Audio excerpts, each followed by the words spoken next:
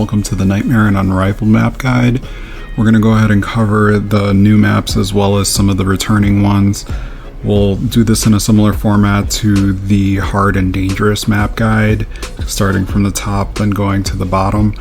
And the main thing that I want you to keep in mind when you're going through this is that this is where the most competitive gameplay tends to happen. So there's two things you got to keep in mind. One, you're going to want to practice these maps and sections if you're not familiar with them. And then two, just keep in mind that there are different areas where there can be some gotchas where traps are often used, or where you might have things like blind, or they're just hard to navigate. So just keep that in mind as you're navigating. I think you'll be all right as long as you practice this in sections and then commit some of this to muscle memory. Start kind of game planning on how you want to both defend against attacks that are coming towards you, and then even come up with some setups of your own to trap others.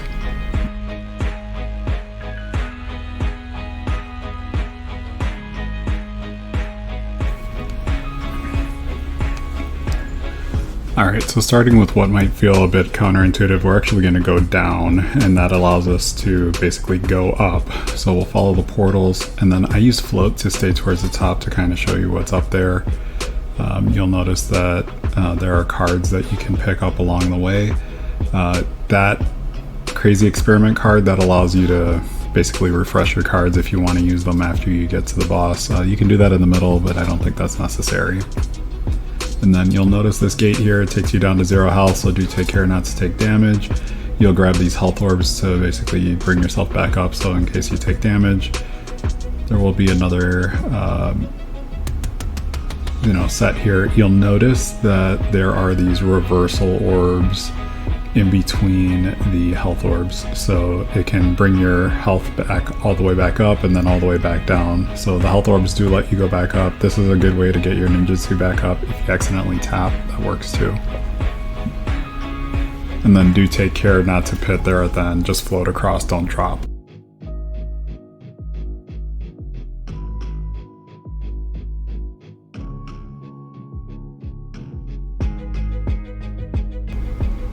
Okay, so this time we'll keep kind of middle-ish, only going up one level. And the idea is pretty much the same. You still see cards the same way you did before, except you don't get crazy experiment this time.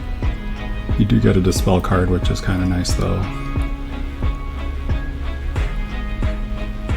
And then the portal's pretty much the same, so you dash through and then you get the gate.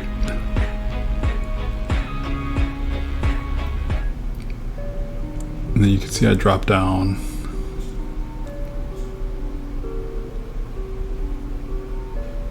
And then here, instead of health, you see ninjutsu potions, and idea is basically the same. You do get reversal, and then you can use that to refill your health, and then in turn refill your ninjutsu. And then you just finish it up.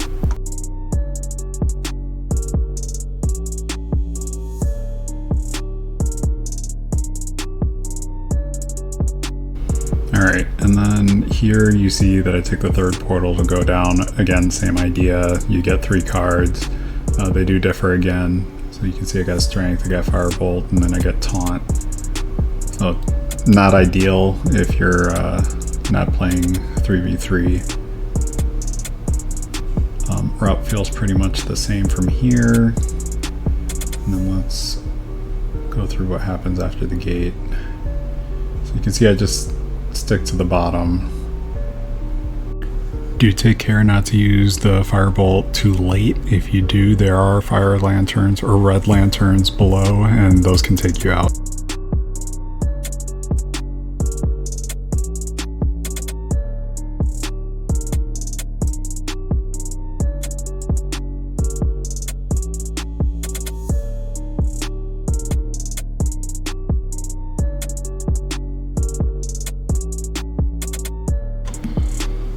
Okay, so getting into my preferred route, you can see that I generally tend to stay towards the middle here. I prefer the fish that you can get. I do take 2 portals up. I take this one here for the additional health, and then I take the next one for the element. So I suggest learning the path that corresponds to the element that you prefer.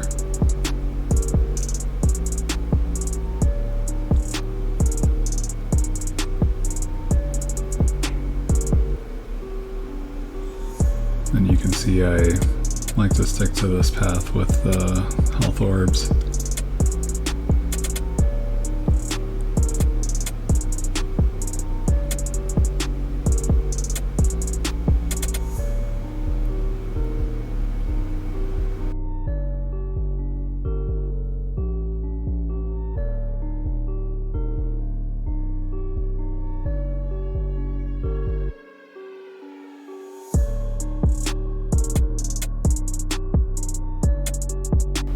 So starting out here, you see the shurikens and the coin magnets. If you do go up higher, there are bags of fish that you can get. And then you can see here, tricky to navigate. This is the route you get the most fish through, but it comes at the risk of hitting these water orbs and getting stuck. If you have a weapon ability, you can break free early, but you know, that's going to take some practice to get through. And you can see I'm staying towards the top. Take a little damage going through those lanterns. Again, don't want to break those if you want to keep your fish count up. And then you'll see I'll go up to where it says 1. And then my ninjutsu gets maxed out. And then I just finish out.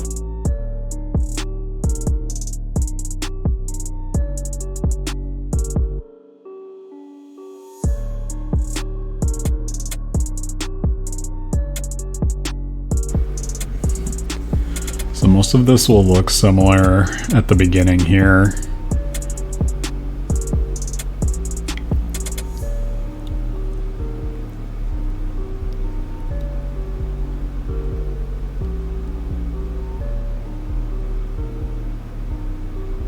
And then you can see that, you know, you have more of this dodging that you need to do through the water orbs. And then staying through the middle, you have these ninjutsu potions that you can grab.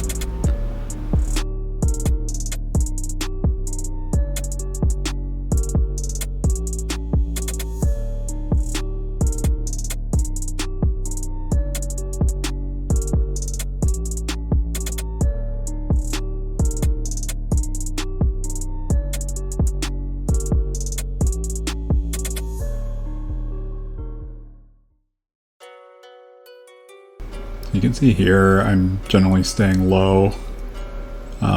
It's hard to dodge, but you can do that to reduce damage. And then you see I stay towards the bottom. This is a high damage route.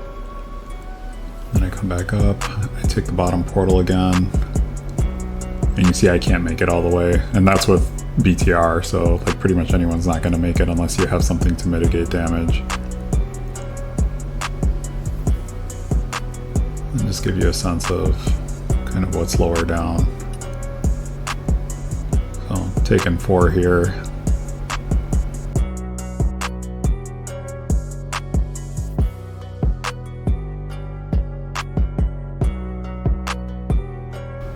Alright, so while you're getting your bearing, I prefer to take mostly the bottom route. So you'll see here, trying to avoid taking as much damage as I can through the shurikens.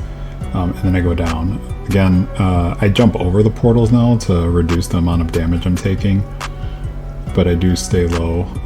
And then I go through the middle here. Again, the other way is to stay toward the top and grab the fish, but I was doing this as more of a speed route where I don't have to worry about getting caught up with the water orbs.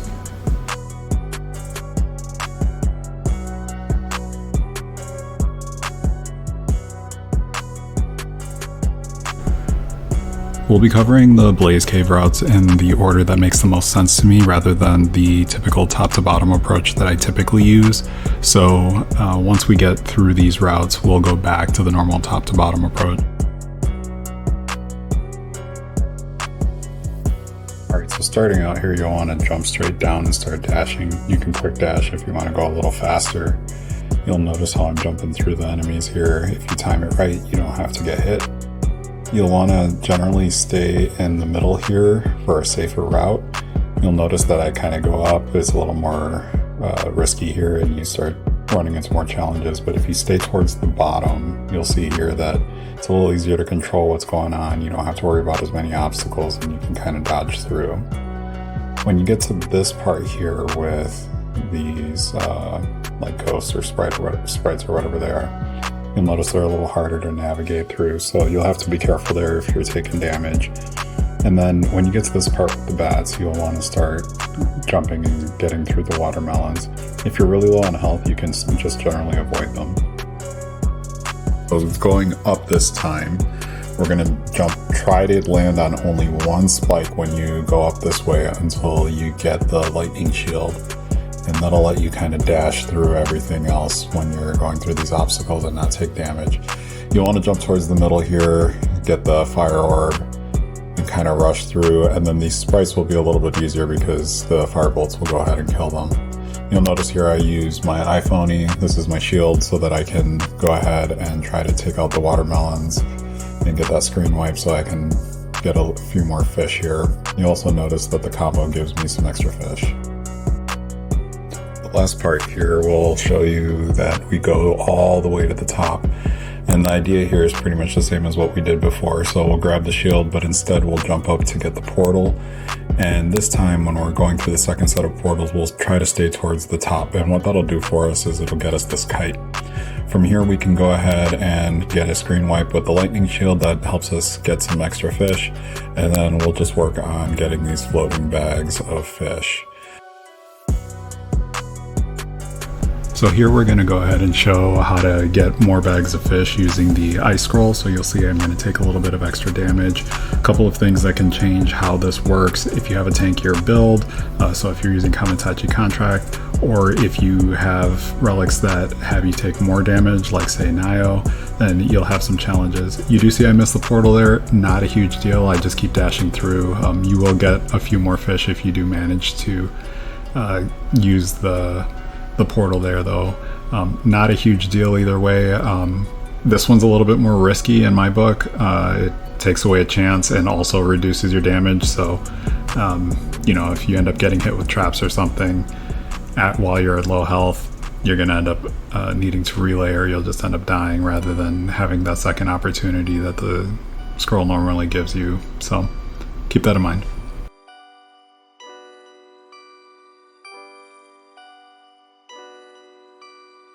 After the first boss, you're going to go ahead and just start navigating through, grab the fish. You'll dodge the first set of spikes that you see here and try to grab as many fish as you can on the way. And we're going to jump up instead of going down, and we'll try to stay on these floating platforms.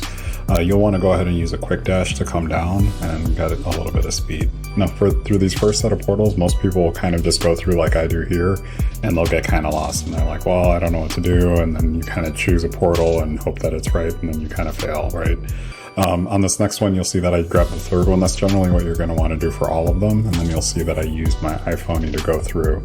This kind of helps with making sure that you're not taking damage as you're going through that section with all the bombs.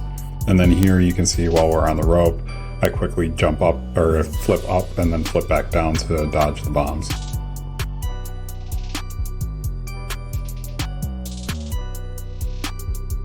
Okay, so similar idea here is with the floating platforms at the beginning here. You'll want to go ahead and use a quick dash and then jump back up to kind of land on the platforms. So we'll start these by taking the third platform for both sets of 3. And you'll notice I'm jumping over the portals. And then I finally take the one with the bombs. That gets me some extra fish. I use my iPhone and go ahead and jump through. You'll notice that I use that to get through the bombs again like I did last time. I missed a jump there, but that still allowed me to kind of come back up. Last here, just showing that the portal at the very top towards the end here is just generally not worth it. You'll notice the lack of fish.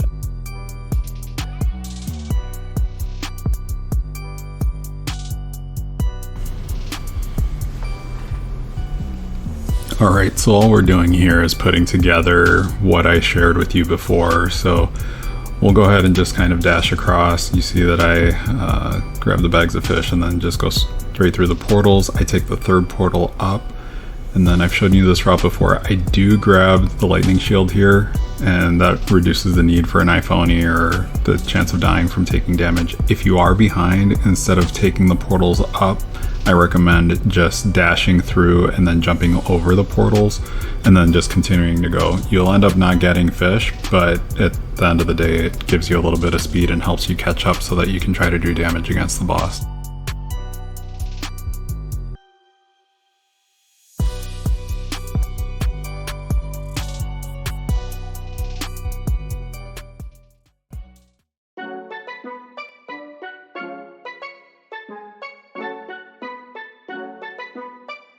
Starting out here, the examiner will tell you what will get you the most fish out of the fruit here. So when you jump up, he tells you right there with the message. So here it's coconuts. You don't have to do this. This just helps you out when you get to the gate.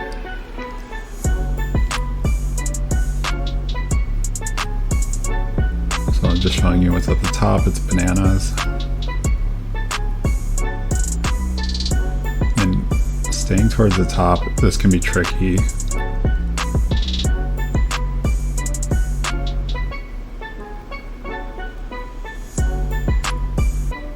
You see I miss, so then you gotta mitigate that. So not a huge deal if you do miss. And then this is my preferred route here at the end. Tends to be a little bit faster, also gives you more fish. You just got to be careful not to hit the portal going down.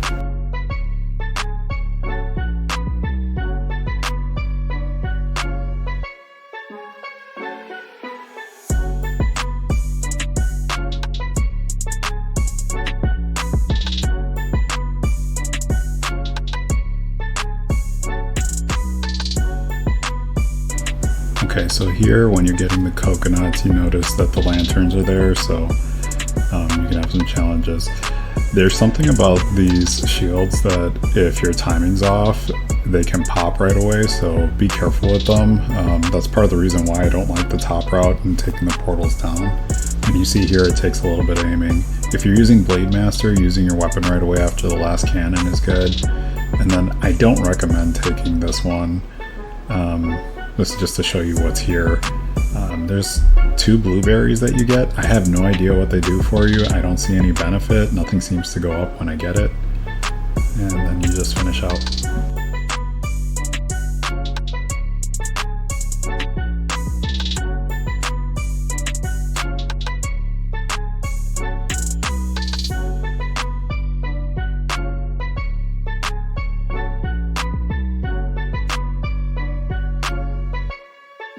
Okay, so here we'll stay towards the bottom. If it's watermelons or coconuts, I generally prefer to stay towards the bottom. And see, like that, my shield popped early there, like I was talking about before. So I try to float. I do end up getting caught. Not a huge deal, but if your weapon's not ready, then that can cause you issues and slow you down. And then here you see I stay towards the bottom. Not really much of anything there. If you don't have a weapon that lasts a while, like what I have with the swirl blade, then you're going to end up taking a good amount of damage. That's probably the least ideal route.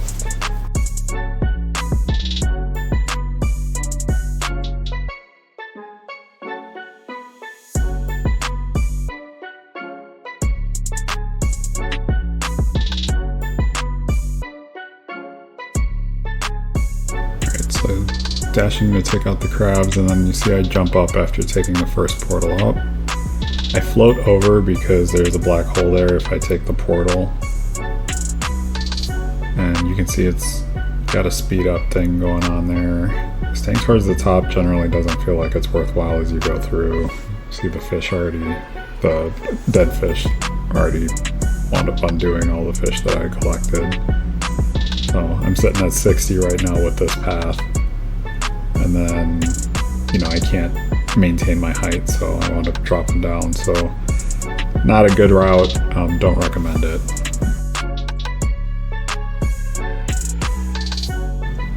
Alright, so same deal as before. You'll notice that the second portal does take you 1 level higher than the second portal, reducing the need to jump up.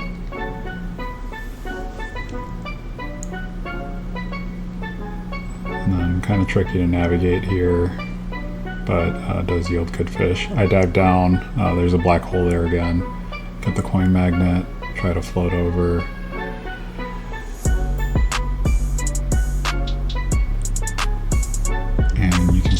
if you're careful, you can avoid taking too much damage.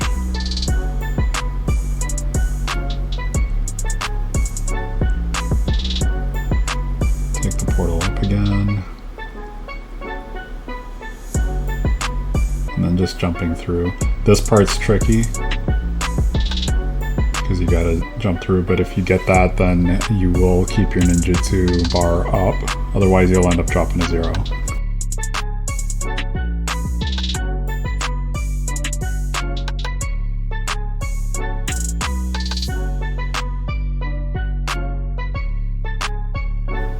And here we only go 1 level up.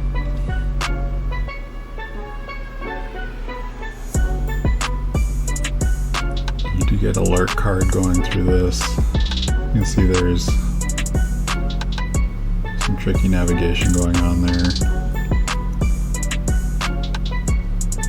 You do have some trap cards on this route. This is good if you have a trap set up or if you want to try to undo whatever's going on with your opponent. Take them out if you think they're going to have low health.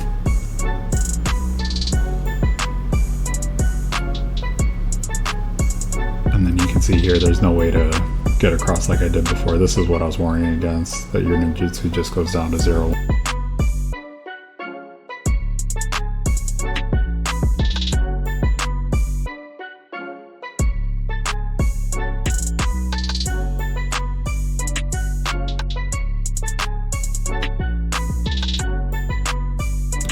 So this route is basically filled with traps and has almost no benefit. So you see the lanterns, there's really no fish down here other than the areas where you would normally drop down.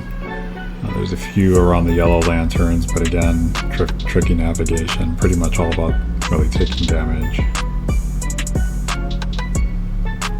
Remember not to pop those red ones, you will take damage for it. And then this area slows you down. And then if you had any ninjutsu here, it drops to 0 again because of the grave.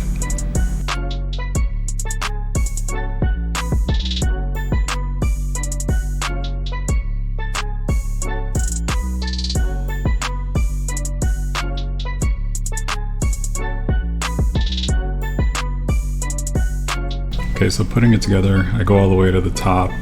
I do take that portal even though your fish basically goes to 0 because of the speed. Going back up again, I do miss the coin magnet. I try to make up for it by grabbing the fish with floating. It is better to get the coin magnet if you can get it. You can see I'm sticking not all the way at the top, but as close as I can. Trying to make sure that I get as much fish as I can along the way. I do have several misses there, so this route can take a little work. So this is really, again, the tricky part, getting that dash orb. And so I maintain my ninjutsu because of it.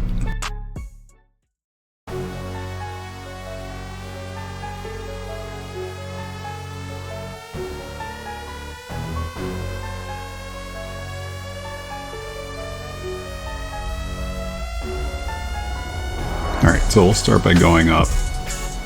And you'll notice that I'm just trying to stay as high as I possibly can. When I do go down, take some extra measures to go back towards the top. And there's a card up there. And then through these, you'll see that there are some shurikens. Again, going back up, floating over the ravens.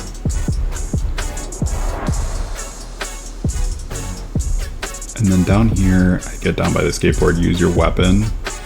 You don't have to use it right away. Most players, they have weapons that don't last as long, so they'll use it after they get off the skateboard. And then this part's a little trickier. If you're really good at it, you can float over, but I like to dash.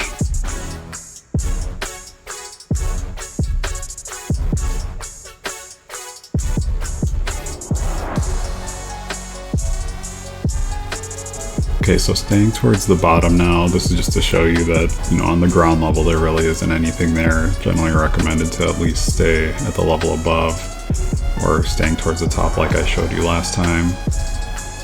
You'll take damage if you stay on the ground level, so You want to go up at least one level. And then at the bottom here, you see that there's the wind dash orbs. If you practice this section, you can actually get through the whole thing just collecting the wind dash orbs and getting the ninjutsu potions. And you'll see I drop down to the next level here. And then just proceed to the end.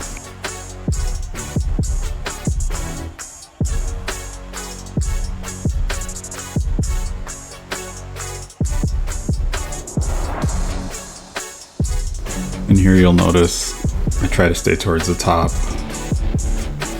Not hard and fast, but doing my best to stay up. The main goal here is actually to get that card.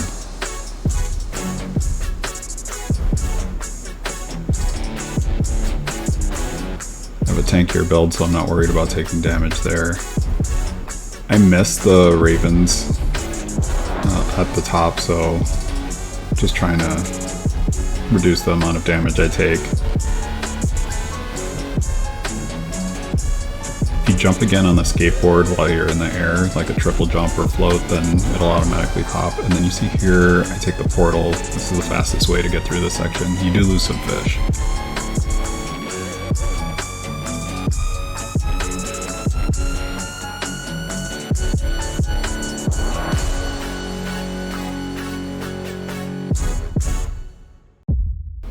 This first section here, you have to try to avoid the fish bones as best you can, so try to navigate through the open spaces. And then after you're done dashing through these, you'll notice a set of portals below. The fourth one is the fastest, the other ones are slower. And then staying towards the top, just keep taking the portals up. And then you have to dash and be careful not to grab the wind orbs, you'll pit if you do that. And then I float to get over the gate. That gate will take your health down to 1. And then you see I pop my shield. The reason for that is because I'm going to hit another gate here. If you don't have iPhoning, you'll want to take like a lightning shield to help you with that. You have to drop after that last platform. You know you're on the last platform because of the bats, and then I take the portals towards the bottom there to keep going.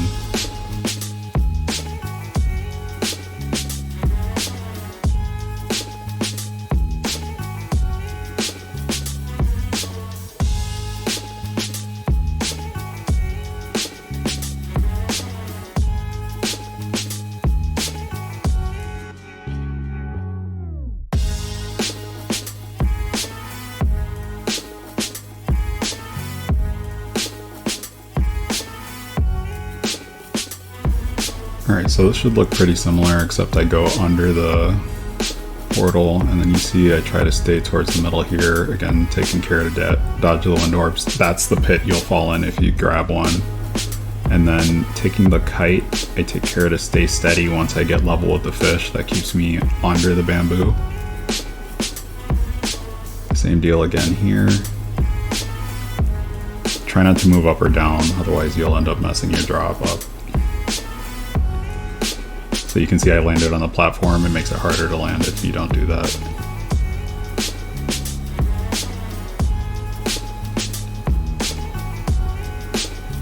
And then float is what allowed me to do that.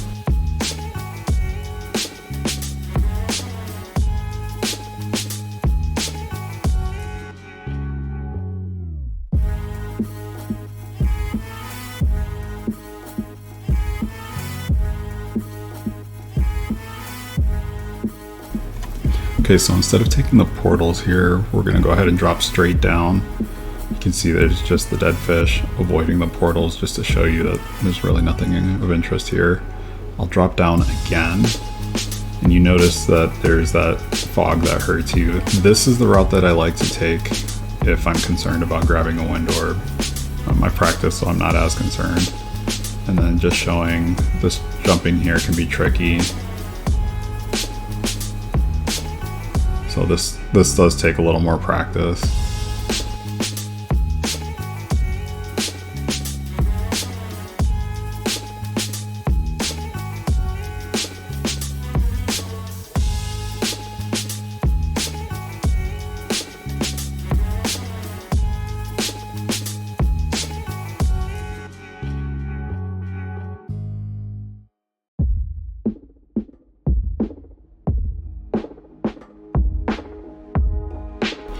Okay, so taking the top path here, you see that taking care not to hit the portals going down.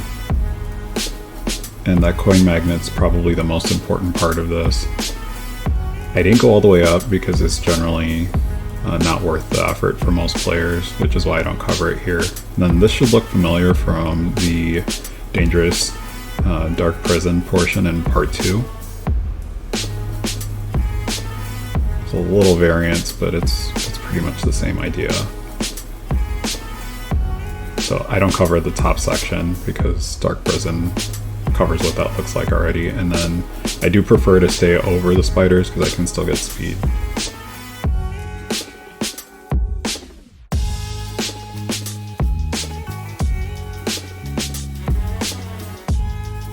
And then here I'm showing just what the bottom looks like. If you stay on the rope, you'll take continuous damage, so you do need to try to stay over it.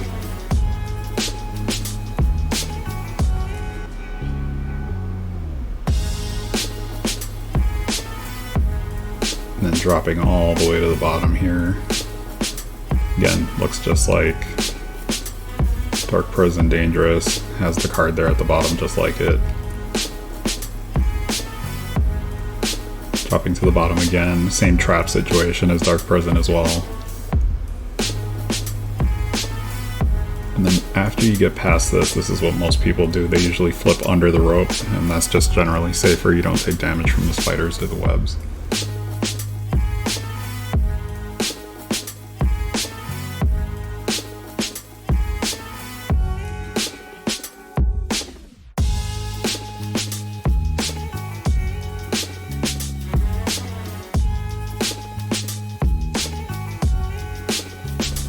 Starting off here, we'll go towards the top.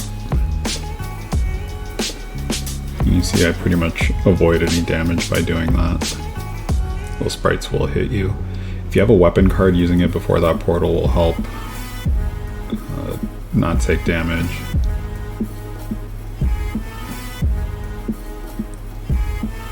This isn't necessarily the fastest way to do this top section. There's some portals that are under these floating platforms, but I generally find it safer. And then you see I pop my iPhone to help reduce damage. This takes practice with floating like this so that you get the timing down. Just to show you what happens if you don't do this correctly. Bad timing can kill you.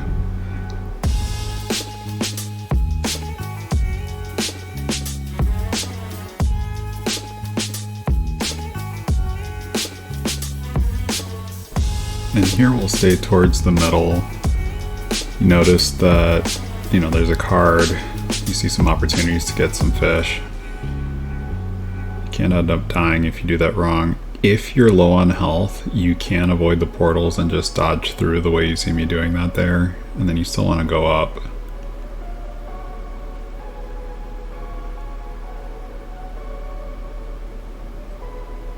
See, I missed the portal, but that's an example of what I was talking about.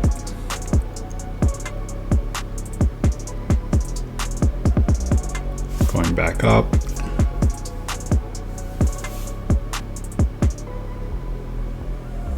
Then I'll use the iPhone here.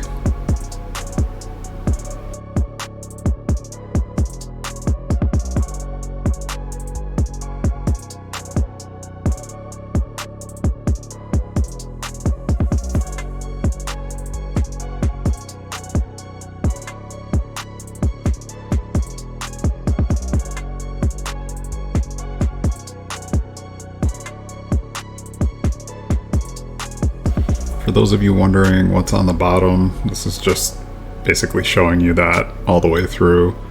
So you can see not really any benefit here other than not having the challenge of navigating up. Instead of taking the portal up, I'll end up jumping through the samurai.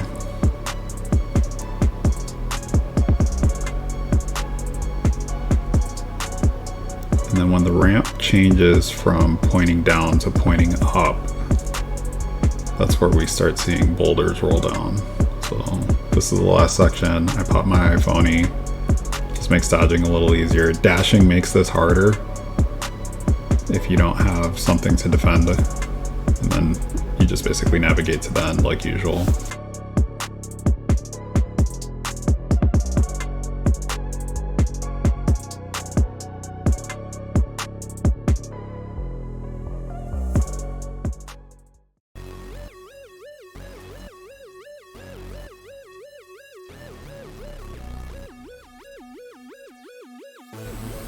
Alright, so starting off, you see that there's patches of that fog with fish in between. Get a boosted shield up. If you go up, you can see that's kind of risky. I'm like a shadow grave on part 2. So you see I push through, go back up. I have the iPhoning, so I'm not taking damage here from the lanterns.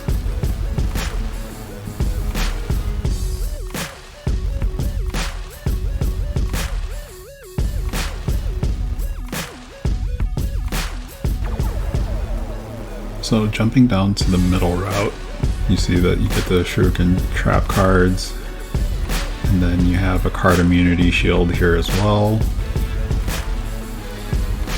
And then instead of going up this time, see, I just avoid it.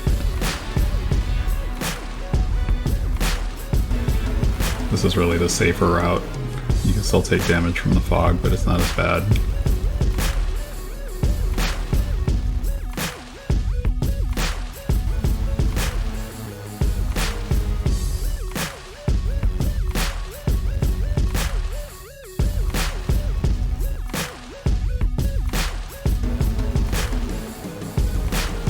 Alright, so we'll stick with the top route here. Same deal with the fish. There's no reason not to take the portal.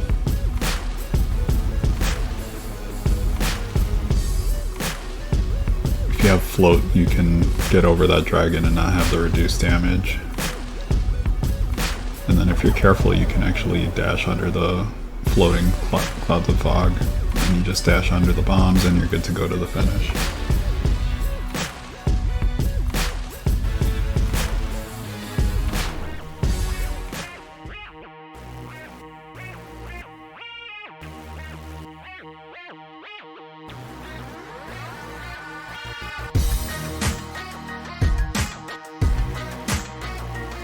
Starting out here, you get an option of cards, so you want to go through the portal that gets you the one you want. Here I have Coin Magnet. I could choose to use it here.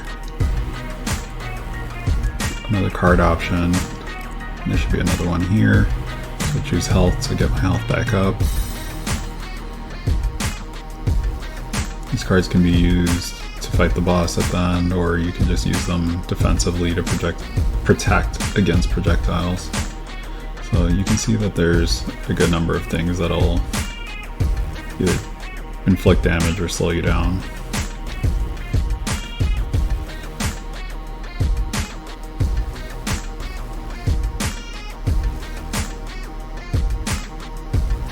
And then here you'll need to navigate through the spinning lightning. It's not too bad, it takes a little practice to do this with little or no damage. And then here, just main thing is don't jump. You can quick dash, but you got to do it repeatedly, otherwise you'll hit a wall, or you'll hit the lanterns. And then here, the little graves will only take a little bit of ninjutsu away, but you want to be careful with that because you can end up with nothing by the time you get to the boss. You can see it's going up and down because I'm hitting them. And then you end up having dark inflicted on you for this portion of the map. So just take care, take your time.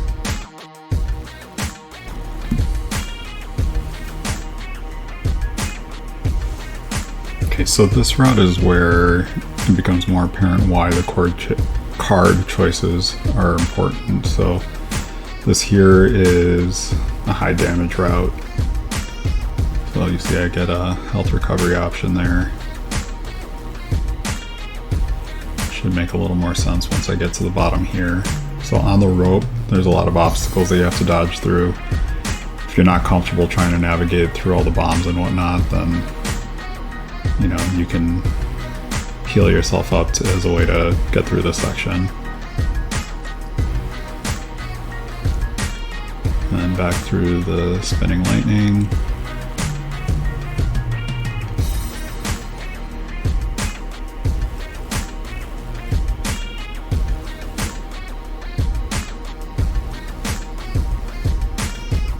Jumped up to show you there wasn't anything there. Again, not worth it.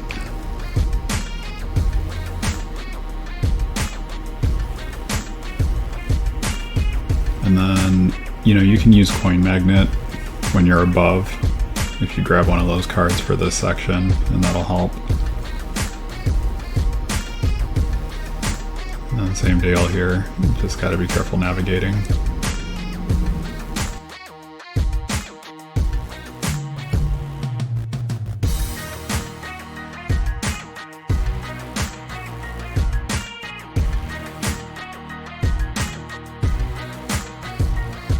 Putting it all together here, I'm gonna stay towards the top for a bit here.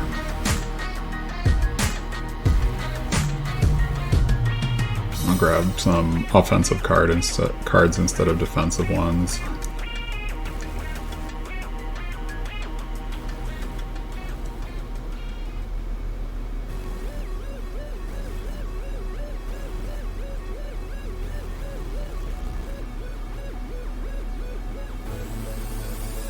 See, I use my iPhone to protect my health there. I get a little low.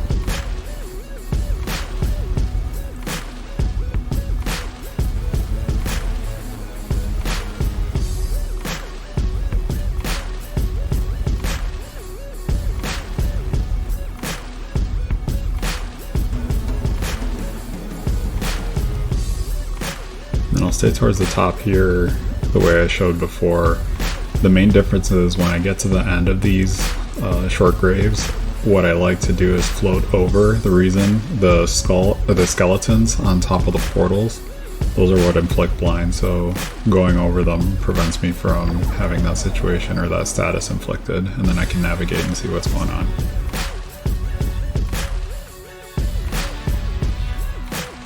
A few things to keep in mind when you're going through any of these maps, and this is true even for hard and dangerous, but it becomes especially true for Nightmare and Unrivaled. So when you're learning the maps, practice them in sections. If you're trying to do a new route, also practice in sections. That'll make it easier. If you try to practice the entire first half or the entire second half, that makes it a lot harder. And then for the second half of any map, make sure that you have an idea of what two different potential paths are. You might not be able to find a second option that's better, but if your team is in the lead, you might have an ideal option that lets you get more fish. If you're behind, then you want to work on catching up. So maybe getting more fish isn't the best idea. Maybe you want to hurry up and work to get there to the end faster. And then the routes that you plan, you're going to see a lot of content out there that points to what the fastest or the most ideal route is. Here's the reality. The fastest route isn't always the best route, especially when you're playing on a team.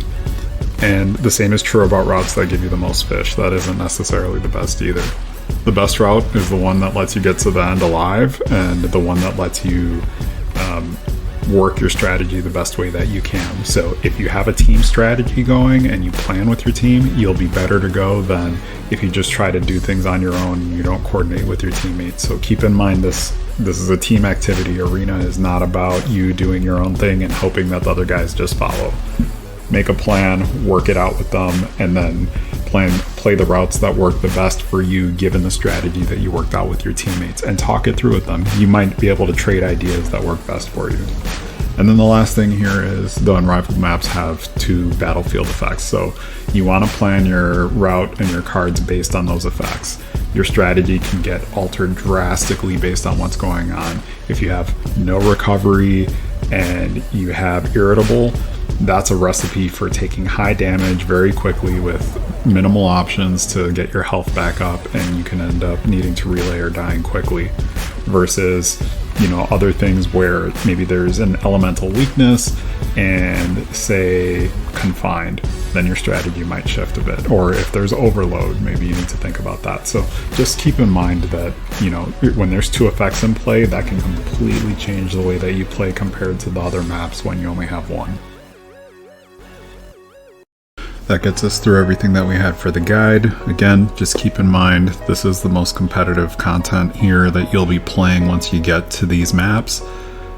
It's definitely something that you want to build a team for, so start socializing. If you don't already have a team, solo queuing in Unrivaled and Nightmare maps is definitely a bigger challenge than playing with other teammates that you can build synergy with.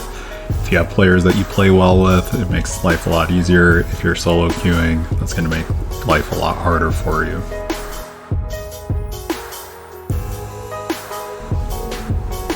Thanks for checking this out.